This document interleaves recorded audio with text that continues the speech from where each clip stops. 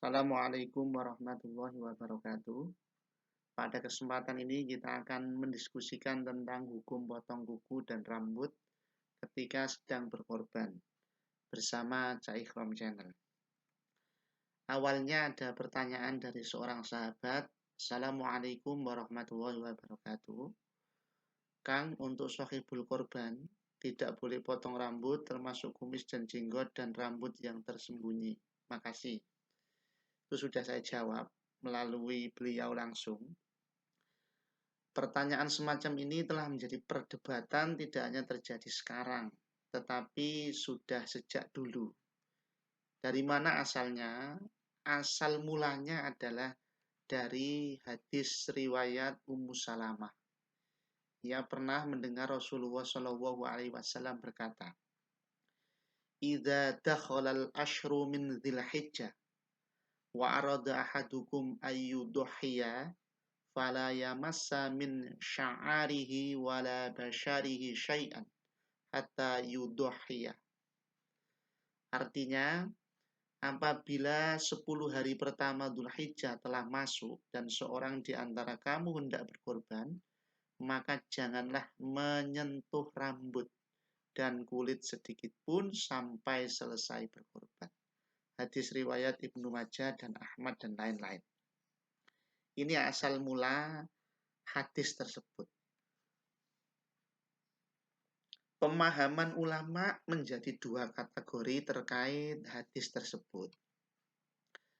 Pendapat pertama, hadis di atas adalah larangan Nabi untuk tidak memotong rambut dan kuku bagi orang yang ingin berkorban. Ini bagi orang yang ingin berkorban.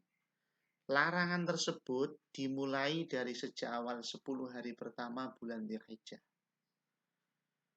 Pemaknaan hadis ini ditujukan untuk orang yang berkorban. Jadi orang berkorban tidak boleh memotong rambut dan kuku.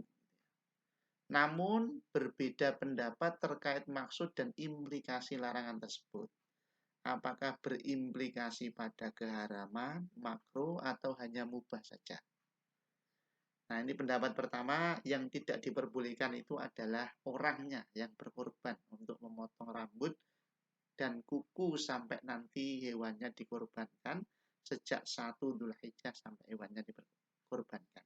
Nah, bagaimana pendapat ulama terkait itu? Dari pendapat yang pertama ini, Imam Malik dan Imam Syafi'i melakukan itu sunnah, tidak memotong rambut dan kuku bagi yang berkorban sampai selesai penyembelihan itu sunnah.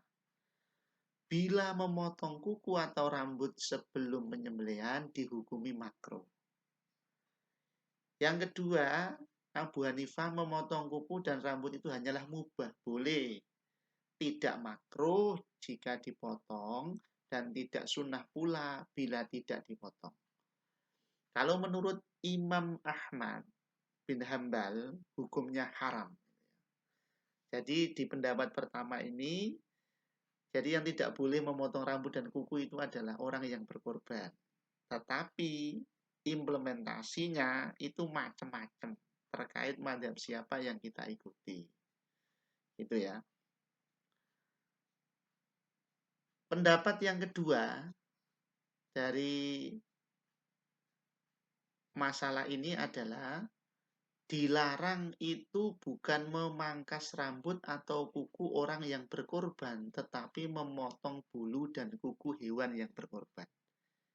Ini yang kedua, yang tidak boleh dipangkas kuku dan rambutnya itu adalah hewannya, bukan orang yang berkorban.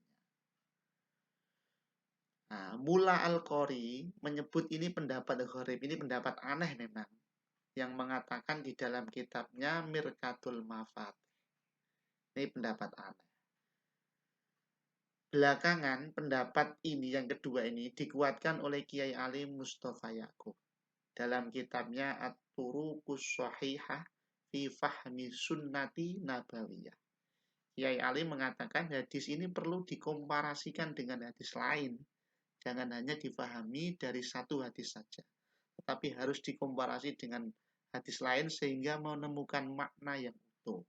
Lah yang dimaksud hadis lain itu apa oleh Kiai Ali ini? Riwayat Aisyah artinya Rasulullah Shallallahu Alaihi Wasallam mengatakan tidak ada amalan anak Adam yang dicintai Allah pada hari Idul Adha kecuali berkorban. Karena ia akan datang pada hari kiamat bersama tanduk, bulu, dan kukunya. Saking cepatnya pahala korban sudah sampai kepada Allah sebelum darah hewan sembelihan jatuh ke tanah. Maka hiasilah diri kalian dengan berkorban. Hadis yang lain, riwayat At-Tirmidzi artinya bagi orang yang berkorban, setiap helai rambut atau bulu hewan korban adalah kebaikan. Nah, setelah dikomparasi dengan hadis-hadis yang lain, dengan dua hadis ini Kiai Ali menyimpulkan yang dilarang Nabi itu bukan memotong rambut dan kuku orang yang berkorban, tetapi hewan korban. Karena rambut dan kuku hewan itulah yang nanti menjadi saksi di akhirat kelak. Ini pendapat yang kedua. Nah, menurut kami kedua pendapat di atas dapat diamalkan sekaligus. Tidak perlu dipertentangkan, tapi bisa diamalkan sekaligus. Untuk mengakomodasi pendapat pertama, dari tanggal 1 Dzulhijjah sampai waktu kurban, lebih baik tidak memangkas rambut atau memotong kuku ketika tidak diperlukan. Tetapi andaikan kukunya sudah panjang dan kotor, dan rambutnya panjang berkutu, silakan dipotong dan kurbannya tetap dilanjutkan. Sebab memotong rambut dan kuku tidak berimplikasi pada sah atau tidaknya kurban.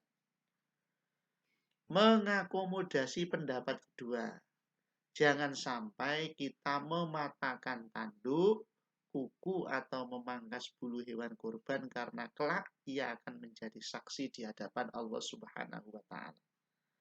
Ini jawaban dari kami, semoga manfaat.